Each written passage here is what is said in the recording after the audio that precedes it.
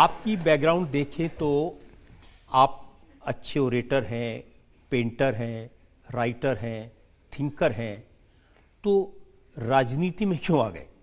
राजनीति, हमारा बड़ा भाई पुलिस डिपार्टमेंट में हम काम करते थे। हमारे गांव के बारे में तो आपको पता है। हमारा गांव ऐसा गांव है कि 2000 लोग कुछ ऐसा पॉपुलेशन है, मगर हमारा गांव फैक्शन विलेज है। मतलब गांव में हमारे जो दायादी इन लोगों से हमेशा मारम पीट, मर्डर्स, ये ऐसा कुछ बैकग्राउंड है। पापा के लिए भी मर्डर केस में कन्विक्शन हुआ था सेशंस कोर्ट में, उसके बाद हाई कोर्ट में एक्विटल हो गए, वो बात अलग है, गलत केस ऐसा कुछ।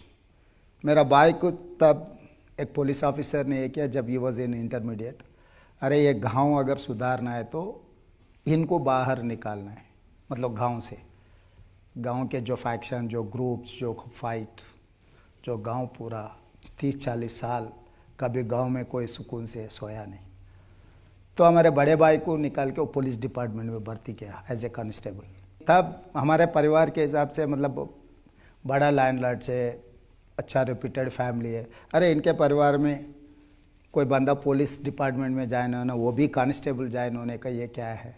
बहुत सारे दिन पर रिश्तेदार भी आते नहीं थे कि अरे ये छोटे नौकरी करना क्या है इन लोगों के।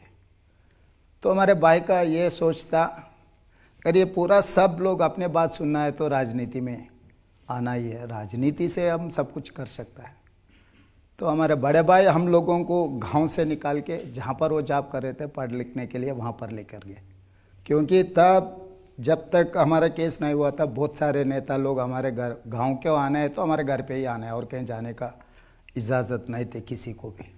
कोई भी वोट मांगना है तो हमारे घर पे आना, कोई भी नेता आना है तो हमारे घर पे ही आना, कोई पुलिस आना है तो हमारे घर पे ही आना। केस होने के बाद, ऐसे होने के बाद लोग आना ही बंद कर दिए, खासकर नेता लोग। तो हमारे भाई ने सोचा कि वो नेता हम भी बन सकता है, क्यों नहीं। तो मैं सोचा क्यों नहीं बनेंगे। लेकिन तो ये सोचा था कि चीफ मिनिस्टर बन जाएंगे। चीफ मिनिस्टर तो मैं 2009 में सोचा था, तेलंगाना हो जाएंगे, तेलंगाना होने के बाद मैं मुख्यमंत्री बनूंगा। उससे पहले तो नेता बनने के लिए कोशिश किया, उससे पहले तो नेता, आज तो हमारे बड़े भाई नहीं है, तो मैं सोचा था राजनीति करना है। इतना कॉन्फिडेंस कहाँ से आ गया कि मैं चीफ मिनिस्टर बन जाऊंगा? क्लैरिटी है हमारे सोच में। चंद्रबाबू नायडू मुख्यमंत्री बन सकता है, वाईएस राजशेखर रेड्डी मुख्यमंत्री बन सकता है, मैं क्यों नहीं बन सकता हूँ? क्यों नहीं? वो भी मिडिल क्लास के हैं, वो भी किसान के परिवार से आए हुए, हम क्यों नहीं बन सकते? देखिए, ज्यादातर लोग राजनीति में आते हैं पैसा कमाने के लिए। आप हैं अपना घर फूंक के तमाशा देख रहे हैं। मैं सुना कि प्रॉपर्टी बेच के आपने इलेक्शन लड़ा।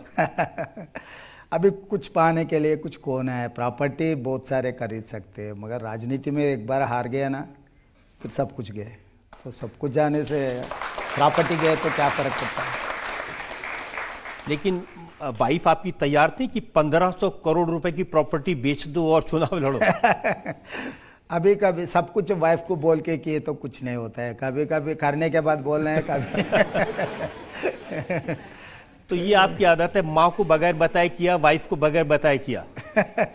अब कुछ चीज़ों ऐसे है कि हम करने के बाद दिखा सकते हैं, सब कुछ परमिशन लेना है तो इतना आसानी नहीं है, आसानी से परमिशन थोड़ी मिलेगा। असदुद्दीन ओवैसी के बयान में पढ़ रहा था आपके बारे में, वो आपको कहते हैं ये आरएसएस अन्ना है, ये कांग्रेसी नहीं है, असली आरएसएस निक्कर वाले हैं। मैं ये भी कहा था, लिक्कर पार्टी निक्कर पार्टी एक हो गई। लिक्कर पार्टी का मतलब बीआरएस, निक्कर पार्टी का मतलब बीजेपी, ये दोनों एक हो गए। ये दोनों का अनुसंधान करता है असदुद्दीन ओवैसी जी, क्योंकि ये हमेशा ये बैलेंस, चेक्स एंड बैलेंसेस को बैलेंस करने में असद जी लगातार कोशिश करते थे। तो मैं कभी छुपाई नहीं, मैं विद्यार्थी परिषद में काम किया था। I was very active in विद्यार्थी परिषद पॉलिटिक्स। उसके बाद मैं बिजनेस में चला गया। बिजनेस के बाद मैं इंडिपेंडेंट जेडपीटीसी 2006 जून इंडिपेंडेंट जेडपीटीसी जीता। 2007 जून एमएलसी इंडिपेंडेंट जीत लिए राजशेखर रेड्डी के खिलाफ, जब कांग्रेस सरकार सत्ता में थे।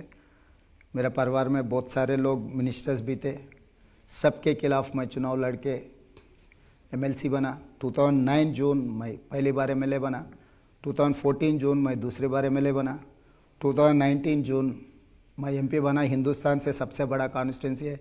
अमित शाह जी, नरेंद्र मोदी जी, 2 कॉन्स्टिट्यूंसी मिलाए तो भी मेरा कॉन्स्टिट्यूंसी उतना बड़ा नहीं है। 35 लाख वोटर्स है मेरा मलकाजगिरी पार्लियामेंट में। हिंदुस्तान में सबसे बड़ा, दुनिया में, हिंदुस्तान में नहीं दुनिया में सबसे बड़ा कॉन्स्टिट्यूंसी को मैं रिप्रेजेंट किए। तो हर जगह में मैं कुछ छुपा के काम नहीं किए, मैं सीधा सीधा बोल दिया। जिस दिन मैं कांग्रेस पार्टी में ज्वाइन होने के लिए राहुल जी बुलाया था, उसी दिन राहुल जी को दिखाया। मेरा बैकग्राउंड विद्यार्थी परिषद के, I was very active in that politics. उसके बाद तो मैं बिजनेस में चला गया। उसके बाद तो नायडू पार्टी में इंडिपेंडेंट जीतने के बाद मैं नायडू पार्टी अपोजिशन पार्टी में गया, कोई पावर पॉलिटिक्स में नहीं गए मैं। तो ये असदुद्दीन ओवैसी जी मुझे हराने के लिए कुछ बहाना नहीं मिला था। मुसलमान के नौजवान लोग मेरे साथ में काम कर रहे थे, उनको समझ में नहीं आया। मैं 2-3 प्रोग्राम, राहुल जी भारत जोड़ो यात्रा में बहुत कोशिश किए, ओल्ड सिटी में आए तो हम ये देख लेते, वो करते, ये करते। मैं कहा चार मीनार में खड़े रहकर तिरंगा झंडा लहराएंगे और राहुल जी आएगा, अब हिम्मत है तो रोकने के लिए कोशिश करो। मैं दिखाया, 2 लाख लोगों को जमा किया चार मीनार का, आप विजुअल देखो, मैं बोल के किया। तो उनको डर है, वो इतना गलत फहमी फैला के रखा है कि ओल्ड सिटी में कोई नहीं आ सकता है, किसी को नहीं आने देते। ओल्ड सिटी हमारा अड्डा है, मतलब हैदराबाद पार्लियामेंट। मैं बोला भाई ये हमारे ही है, ये हैदराबाद शहर हमारा है, हम बनाए, हमारा मेहनत से बनाए सो शहर में आप कौन होते, रोक के तो देखो बोल के बोला था। मैं 2 लाख लोगों को लेके चार मीनार में गया, कांग्रेस पार्टी के झंडा लहराया। जहाँ पर राजीव गांधी जी झंडा लहराया था, वहीं पर राहुल गांधी जी से भी मैं झंडा लहराया चार मीनार के सामने। वहीं से रैली निकाला, मैं 15 किलोमीटर पदयात्रा की ओल्ड सिटी में। तब उनको ये लग गए कि सबको मैं डरा के चला सकता हूँ, ये क्यों नहीं डर रहा है। आपने भी डरा दिया, आपने कहा अचकन के नीचे निक्कर है। मैं बहुत सारे बोले, अभी क्या बोलूं। शेरवानी के नीचे निक्कर है, पैजामा नहीं है बोल के बोला था। मैं वो बात कहा था, भाई आपको पैजामा ही नहीं है, मुझे क्या बोल रहा है। अगर निक्कर डालना है तो मैं बराबर दिखा के निक्कर डालूंगा, छुपा के नहीं डालूंगा। लेकिन